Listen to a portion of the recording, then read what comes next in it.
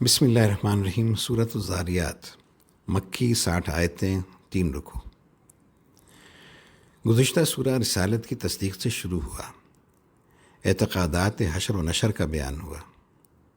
اس سورہ میں اللہ تعالیٰ نے ان حقائق کو ذہن نشین کرنے کے لیے ان ہواؤں کی قسم کھائی ہے جو زمین میں رویدگی و بالیدگی کا باعث بنتی ہیں، تاکہ ان مشاہدات کی طرف توجہ کر کے انسان اللہ کی قدرت و حکمت پر ایمان لائے، پھر آسمان و زمین کی تخلیق پر غور کرے اور سرکار دو عالم صلی اللہ علیہ وسلم کی تعلیمات کو اللہ کی رحمت سمجھ کر قبول کرے۔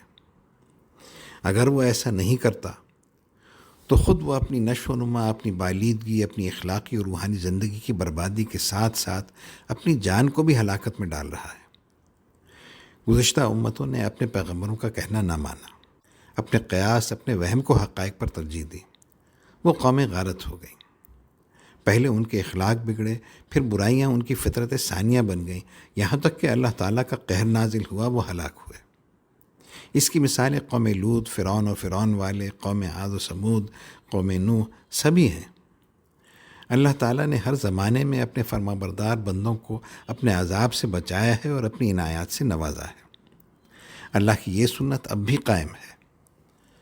اگر لوگ خاتم النبیین کے آنے کے بعد بھی حق سے گریزاں رہے تو ان کا اپنا حال خود سمجھ لینا چاہیے۔ اعوذ باللہ من الشیطان الرجیم، بسم اللہ الرحمن الرحیم، والذاریات ذروا فالحاملات وقرا فالجاريات يسرا فالمقسمات أمرا إنما توعدون لصادق وإن الدين لواقع والسماء ذات الحبك إنكم لفي قول مختلف يؤفك عنه من نفك قتل الخراصون الذين هم في غمرة ساهون يسألون أيان يوم الدين يوم هم على النار يفتنون ذوقوا فتنتكم هذا الذي كنتم به تستعجلون إن المتقين في جنات وعيون آخذين ما آتاهم ربهم إنهم كانوا قبل ذلك محسنين كانوا قليلا من الليل ما يهجعون وبالأسحار هم يستغفرون وفي أموالهم حق للسائل والمحروم وفي الأرض آيات للموقنين وفي أنفسكم أفلا تبصرون وفي السماء رزقكم وما توعدون فورب السماء والأرض إنه لحق مثل ما أنكم تنطقون۔ شروع اللہ کے نام سے جو بے حد مہربان، نہایت رحم والا ہے۔ قسم ہے ان ہواؤں کی جو بخارات کو اڑاتی ہیں، پھر ان کی جو بارش کے بوجھ کو اٹھاتی ہیں، پھر اس کو لے کر خرامہ خرامہ چلتی ہیں، پھر امر ربی یعنی بارش کو تقسیم کرتی ہیں۔ یہ قسم ہے اس بات پر کہ بے شک رسول کریم کی زبان مبارک سے جو وعدہ تم سے کیا جا رہا ہے وہ بالکل سچا ہے۔ اگر یہ ہوائیں مردہ زمینوں میں جان ڈالتی ہیں تو اللہ کے وعدہ آخرت میں کیا شبہ ہو سکتا ہے، اور بلا شبہ سزا و جزا کا دن ضرور آنے والا ہے۔ اگر دنیا اس کی شان رحمانیت کی جلوہ گاہ ہے تو آخرت اس کی شان رحیمی کا مظہر ہے۔ سب اللہ ہی کا حکم ہے، اللہ ہی اللہ ہے۔ لوگوں جو رسول اللہ فرما رہے ہیں، سکھا رہے ہیں، اس کو مان لو، فضول جھگڑے میں نہ پڑو، کائنات عالم پر نظر کرو، اس کے نظام، اس کے نظم و نسق پر غور کرو، اور اس کے خالق پر ایمان لاؤ۔ اور قسم ہے اس آسمان کی جس پر ستاروں کا جال اور سیاروں کی راہیں ہیں، تم ان سب سے گزر کر اس آسمان دنیا تک بھی نہیں پہنچ سکتے، پھر آخرت کو کیا سمجھو گے؟ تمہاری عقل کی رسائی وہاں کیسے ہو سکتی ہے؟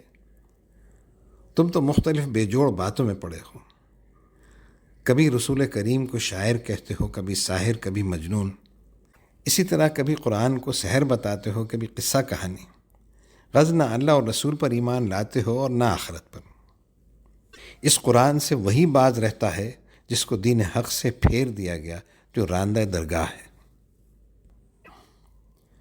غارت ہوئے یہ اٹکل پچو باتیں بنانے والے جو غفلت یا نشہ جہالت میں حقائق کو بھولے ہوئے ہیں۔ یہ غافل آخرت کے متعلق پوچھتے ہیں کہ سزا و جزا کا دن کب ہوگا، گویا تمسخر کے ساتھ اس کا انکار کرتے ہیں۔ ان سے فرما دیجئے اس دن ہوگا جس دن وہ لوگ آگ میں جلائے تپائے جائیں گے اور کہا جائے گا لو اپنی شرارت کا مزہ چکھو، یہی ہے وہ جس کی تم جلدی مچاتے تھے۔ البتہ اس دن پرہیزگار اللہ سے ڈرنے والے باغوں میں چشموں میں لطف اٹھا رہے ہوں گے، یعنی اپنے پروردگار کی عطاؤں سے سرفراز ہوں گے۔ بے شک یہ لوگ اس سے قبل نیکوکار تھے، وہ رات کو بہت کم سویا کرتے تھے اور صبح کے وقتوں میں اپنے رب سے بخشش طلب کیا کرتے تھے۔ ان کی نظریں ہمیشہ اپنی کوتاہیوں پر رہیں اور ان کے مال میں ہر مانگنے والے اور نہ مانگنے والے کا حق ہوتا تھا۔ ان کی زندگی اہل علم کے لیے نشان راہ رہی، اور یوں تو یقین رکھنے والوں کے لیے زمین میں بے شمار نشانیاں ہیں۔ اب لوگ خواہ نیکوکاروں سے ہدایت حاصل کریں یا ہلاک ہونے والوں سے درس عبرت لیں۔ دراصل انسان اگر غور کرے تو خود اس کی ذات میں اللہ کی قدرت و حکمت کی بکثرت نشانیاں ہیں۔ اور اے لوگو، خود تمہارے نفسوں میں بھی اللہ کی قدرت کی نشانیاں ہیں، پھر کیا تم غور نہیں کرتے؟ اور یاد رکھو جس طرح تمہاری روح کی پرورش کے لیے غذائے روحانی یعنی قرآن آسمان سے اترا ہے، اسی طرح تمہارا رزق آسمان ہی میں ہے۔ لوح محفوظ میں وہ سب کچھ تحریر ہے جو تم کو دنیا میں ملتا ہے۔ اگر یہ سمجھ لو گے تو کبھی حرص و ہوس میں مبتلا نہ ہوگے، اور جو کچھ تم سے وعدہ آخرت کا کیا گیا ہے وہ بھی وہیں درج ہے۔ بس قسم ہے آسمان و زمین کے پروردگار کی کہ یہ بات یعنی قرآن یا آخرت حق ہے، اور یہ اسی طرح حق ہے جیسے تم بات چیت کرتے ہو۔ اعوذ باللہ من الشیطان الرجیم، بسم اللہ الرحمن الرحیم۔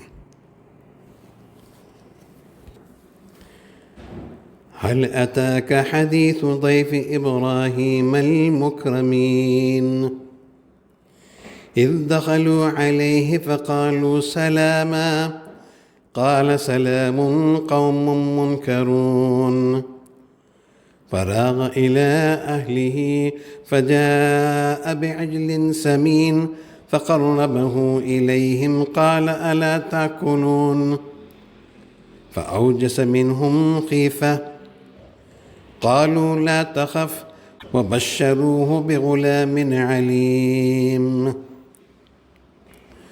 فأقبلت امرأته في صرنة فصكت وجهها وقالت عجوز عقيم قالوا كذلك قال ربك إنه هو الحكيم العليم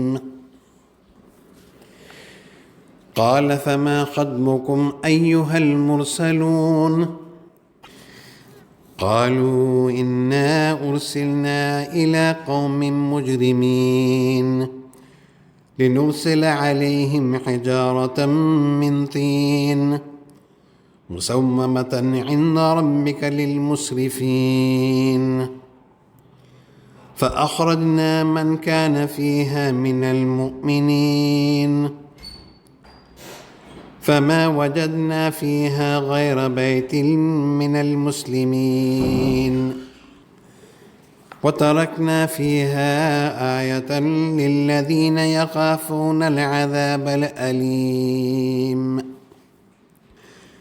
وفي موسى إذ أرسلناه إلى فرعون بسلطان مبين فتولى بركنه وقال ساحر أو مجنون فأخذناه وجنوده فنبذناهم في اليم وهو مليم وفي عاد إذ أرسلنا عليهم الريح العقيم ما تذر من شيء أتت عليه إلا جعلته كالرميم وفي ثمود إذ قيل لهم تمتعوا حتى حين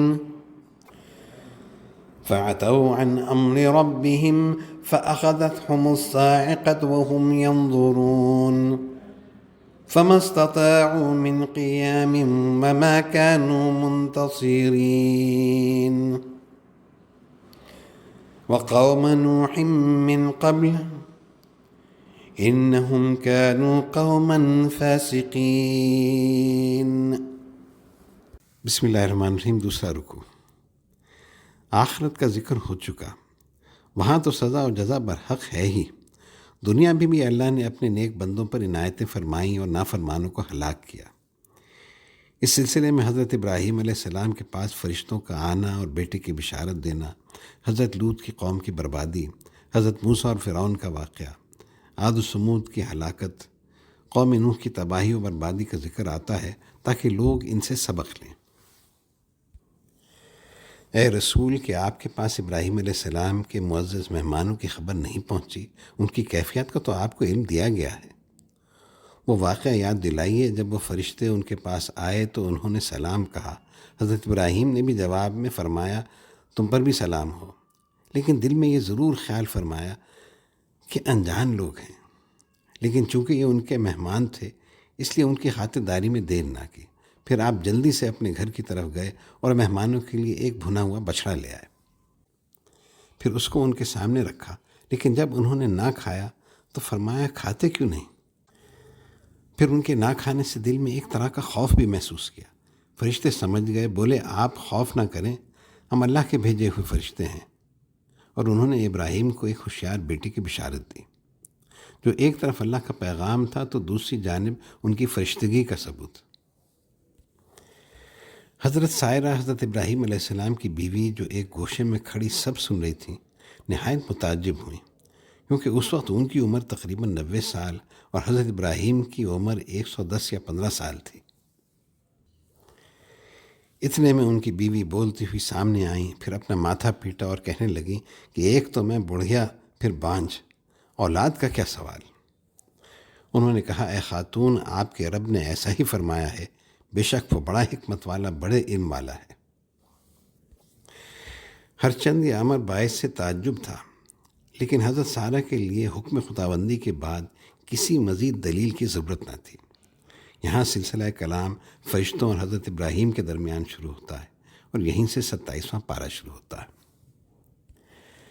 حضرت ابراہیم علیہ السلام نے کہا کہ اے فرشتوں، تمہارا کیا مقصد ہے؟ کس اہم کام سے آئے ہو؟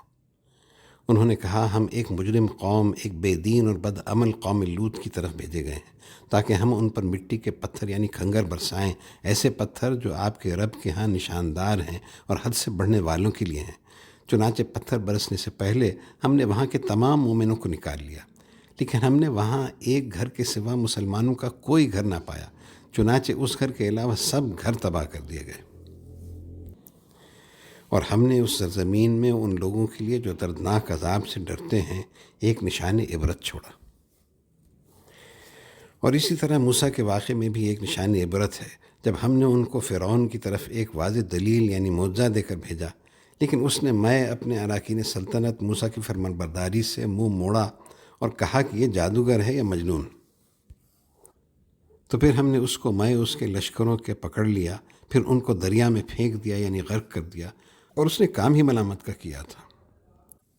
اسی طرح جن قوموں نے اپنے پیغمبروں کا حکم نہ مانا، ان کی توہین کی، وہ ہلاک کی گئی۔ یہاں قوم عاد، قوم سمود، قوم لوط کی طرف متوجہ کیا جاتا ہے۔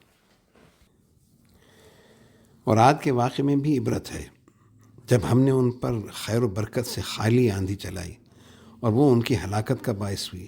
یہ ایسی ہوا تھی کہ جس چیز پر گزرتی اس کو ریزہ ریزہ کیے بغیر نہ چھوڑتی۔ اور اسی طرح سمود کے واقعے میں بھی ایک نشانی ہے۔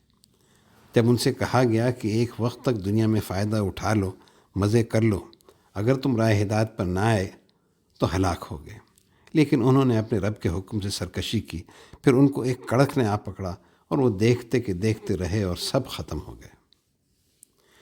پھر نہ وہ اٹھنے کی تاب لا سکے اور نہ ہم سے وہ بدلہ لے سکے، ان کا سب غرور خاک میں مل گیا۔ اور ان سے پہلے یہی کچھ حال قوم نوح کا ہوا، بے شک وہ لوگ بڑے نافرمان تھے۔ اعوذ باللہ من الشیطان الرجیم، بسم اللہ الرحمن الرحیم۔ والسماء بنيناها بأيد وإنا لموسعون والأرض فرشناها فنعم الماهدون ومن كل شيء خلقنا زوجين لعلكم تذكرون ففروا إلى الله إني لكم منه نذير مبين ولا تجعلوا مع الله إلها آخر إني لكم منه نذير مبين كذلك ما أتى الذين من قبلهم من رسول إلا قالوا ساحر أو مجنون أتواصوا به بل هم قوم طاغون فتول عنهم فما أنت بملوم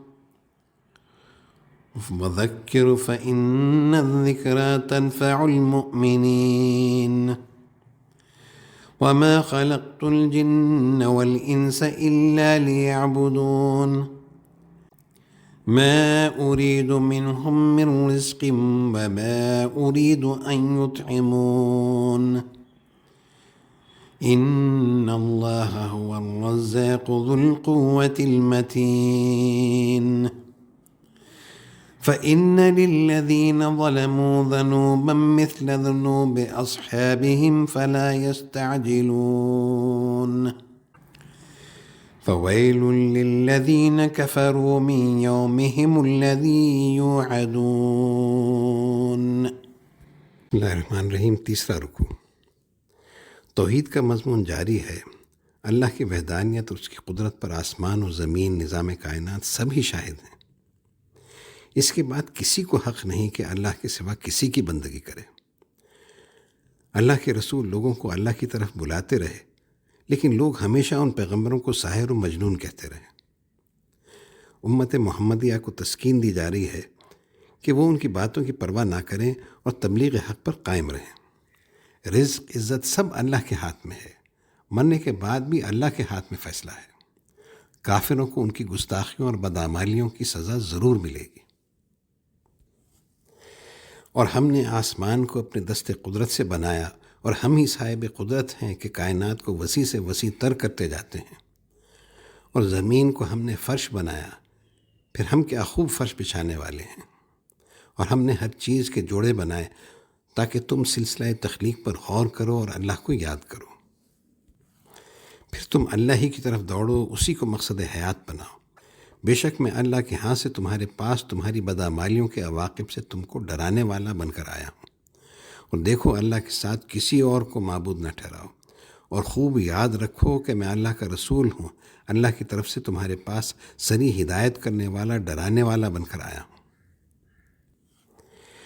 اور اے رسول، اس کے باوجود اگر لوگ آپ کو رسول سمجھنے کو تیار نہیں ہوتے تو یہ ان کی سرکشی ہے۔ آپ نے اپنے فرائض ادا فرما دیے، آپ پر کوئی الزام نہیں۔